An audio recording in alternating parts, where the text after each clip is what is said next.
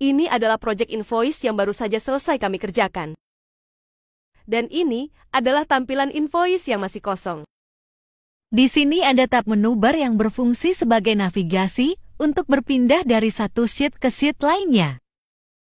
Ada data transaksi, daftar harga, dan nomor invoice. Di tab menu Home ini, ada beberapa menu yang masing-masing memiliki fungsi. Tombol input baru, selain berfungsi untuk membuka user form, juga berfungsi membuat nomor invoice baru. Dan juga memiliki fungsi untuk mengosongkan input data sebelumnya. Misalnya seperti ini.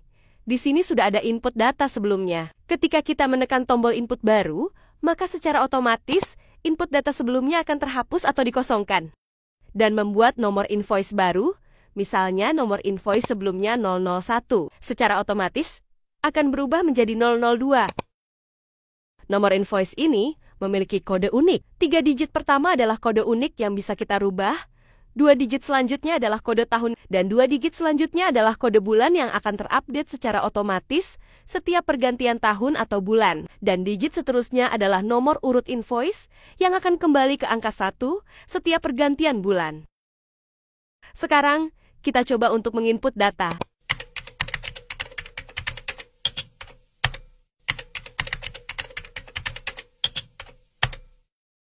Setelah kita mengetikkan nama penerima, alamat, nomor telepon, dan menekan Enter, maka secara otomatis data akan masuk ke format invoice.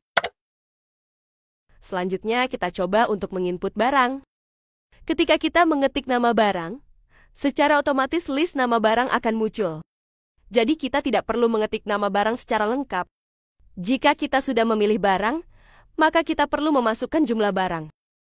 Selanjutnya, kita cukup mengklik tombol tambah atau menekan Enter.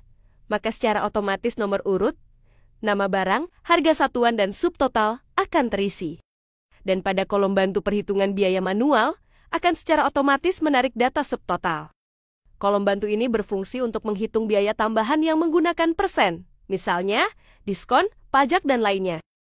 Jika biaya sifatnya mengurangi nilai atau jumlah subtotal, maka kita harus menambahkan tanda min di depan angka.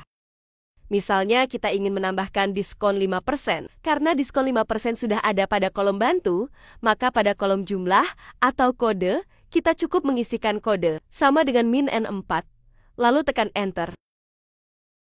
Maka secara otomatis biaya akan terinput pada format invoice. Begitu juga dengan biaya pajak 10% yang sudah ada pada kolom bantu.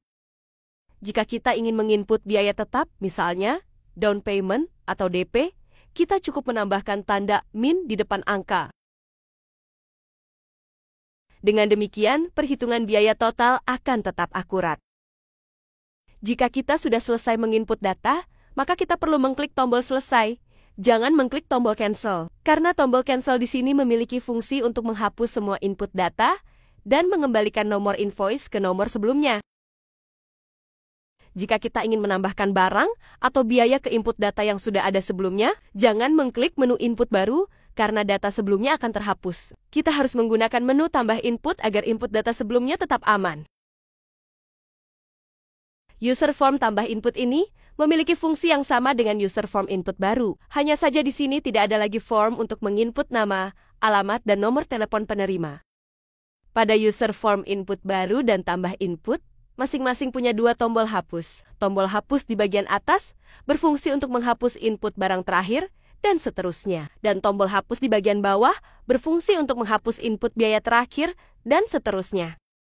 Misalnya kita ingin menghapus input barang terakhir, kita klik tombol hapus di bagian atas. Dan jika kita ingin menghapus input biaya terakhir, kita klik tombol hapus di bagian bawah.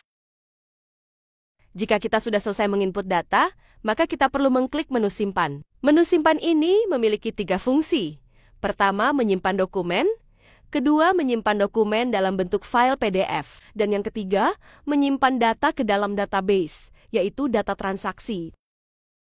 Ketika kita mengklik menu simpan, maka akan muncul pesan seperti ini, yang menandakan data berhasil disimpan.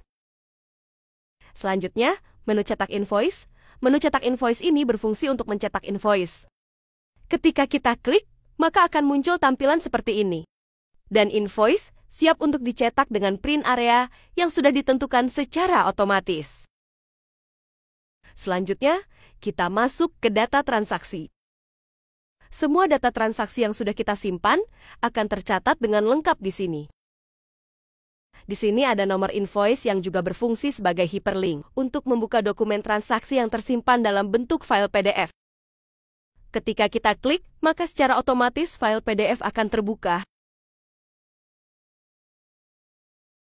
Di sini juga ada search box yang bisa kita gunakan untuk mencari data transaksi berdasarkan nomor invoice, tanggal transaksi, nama penerima, dan nama barang.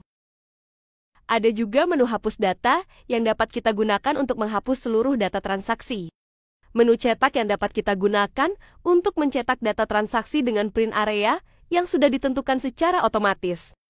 Dan menu save PDF yang dapat kita gunakan untuk menyimpan data transaksi dalam bentuk file PDF. Selanjutnya, kita masuk ke daftar harga. Di sini ada menu input barang yang berfungsi untuk membuka user form yang dapat kita gunakan untuk menginput nama barang dan harga satuan. Dan juga ada menu cetak yang berfungsi untuk mencetak daftar harga dengan print area yang sudah ditentukan secara otomatis.